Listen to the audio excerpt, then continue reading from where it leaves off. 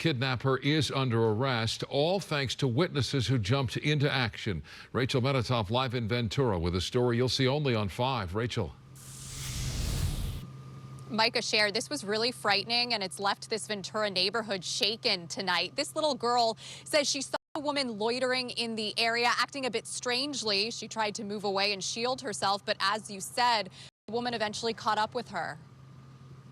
A scary and dangerous encounter between a child and a homeless woman in this Ventura neighborhood. 10-year-old Layla Leyva was playing with her friends Tuesday afternoon, not far from her home on Hummingbird Street. She remembers seeing a woman out of the corner of her eye acting erratically. I try to not pay attention to her, but she just ran at me.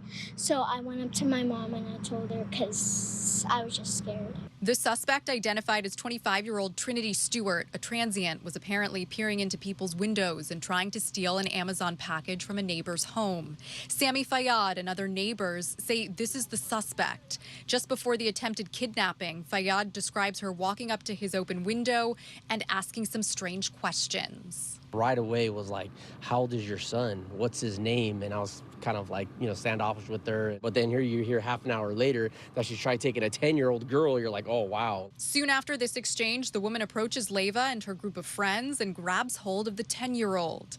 Leyva says she fought back, kicking and screaming. Her mom, Nikki, was home and heard her daughter's cries for help. She had my daughter by the skirt, and Layla was coming up the stairs, screaming, saying, help me, Mom. She couldn't not get nothing else out. She couldn't breathe. She couldn't tell me exactly what this lady did to her. A scuffle herself with the would-be child napper, trying to free Leyva from her kidnapper's grip, but the woman got away. Witnesses kept a close watch over her whereabouts, and authorities were able to arrest Stewart at a nearby shopping complex and take her into custody. She knew what she did was wrong, and she was really trying to get away. She was fighting hard, but I was not going to let up. She was going to take my child because my child witnessed her do something bad. Layla was obviously very scared, but she was not physically hurt. As for Stewart, she was booked on suspicion of attempted kidnapping and child endangerment. We're live in Ventura tonight. I'm Rachel Menatoff. Share Micah, back to you. Thank you, Rachel. A man is under arrest tonight in connection with a sexual abuse investigation involving young children in Culver City. 43-year-old Stephen Martinez, a former employee of the Culver City Parks, Recreation and Community Services, was arrested last Wednesday. Police say earlier this month they were made aware that the suspect was allegedly involved in lewd acts with a minor under the age of 14. They launched an investigation and arrested the suspect just a couple weeks later.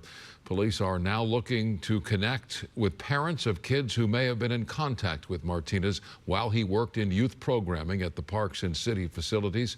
Anyone with information is asked to contact investigators. It's been nearly a week since a man rammed his car into a crowd outside an East Hollywood nightclub, and many of the victims are still recovering from their injuries. Tonight, 2 victims who were caught in the chaos of that night are speaking out. They were selling food outside the venue when they were hit and dragged, suffering serious injuries. Carlos Salcedo live in East Hollywood, where he spoke to the couple. Carlos. Yeah, well, Maria and Nicolas are out of the hospital, recovering at home, but as you can imagine, they're still traumatized. The couple was selling hot dogs over the weekend when they were ran by a vehicle. Tonight, they're sharing their ordeal with me. He just smacked everybody, bro. What unfolded outside the Vermont Hollywood nightclub traumatized many, including Nicolas Suarez and Maria Medrano. Muy terrible, sí, porque mirar a tanta persona sufriendo. Maria tells me in Spanish that she and her husband were selling hot dogs from their cart as the club was letting out early Saturday morning when they were caught in the chaos. The couple was dragged as a vehicle plowed through the sidewalk.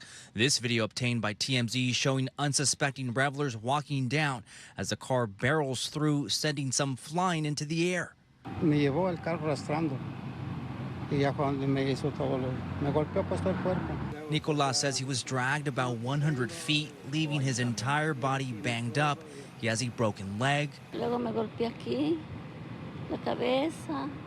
while his wife also sustained multiple cuts and fractures to her ribs and clavicle.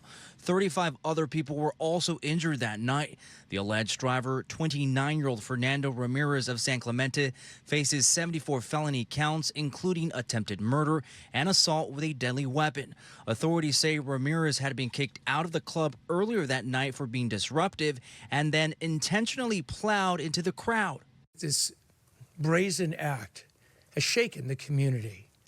And but for the good grace of God, this could have been a mass casualty incident.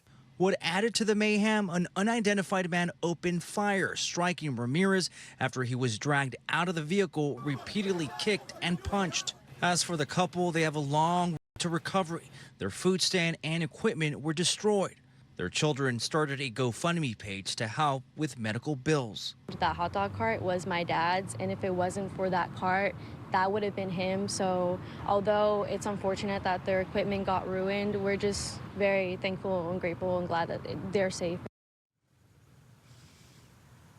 Yeah, so this was their livelihood. The couple won't be able to work year while they recover.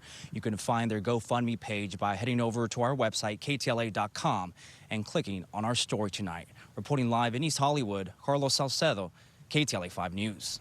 Carlos, thank you. New at 10, SoCal Edison is launching a wildfire recovery compensation program for victims of the Eaton fire. The program, set to launch in the fall, would be open to those who lost homes, businesses, or rental properties in the fire, and those who were harmed by smoke, physically injured, or lost family members. The utility company has not taken the blame for starting the blaze, but does lawsuits have been filed against it. An attorney representing some of the believe it could lead to compensation. Firefighters in Chino Hills stopped forward progress to the fast-moving Euclid fire before it could reach nearby homes. That fire broke out at around 2 p.m. and quickly burned nearly 120 acres and shut down sections of the 71 and 91 freeways during rush hour. At one point, the flames jumped the 71 freeway. No one was hurt. The cause of the fire tonight under investigation. Yeah, now let's check in with meteorologist Vera Jimenez for a look at what the conditions are with the fire over there in Chino Hills. Yes, thank you so much. Yeah, we go ahead and take a live look at the situation right now. We are looking at very mild winds at this hour, 6 miles per hour. The gusts are only up to 17, so a little bit stronger than they were during the 7 o'clock hour, but at least the sustained winds, which are the constant winds, have definitely diminished. The relative humidity values have also increased to 76%, and the temperature, of course, at this hour, much cooler.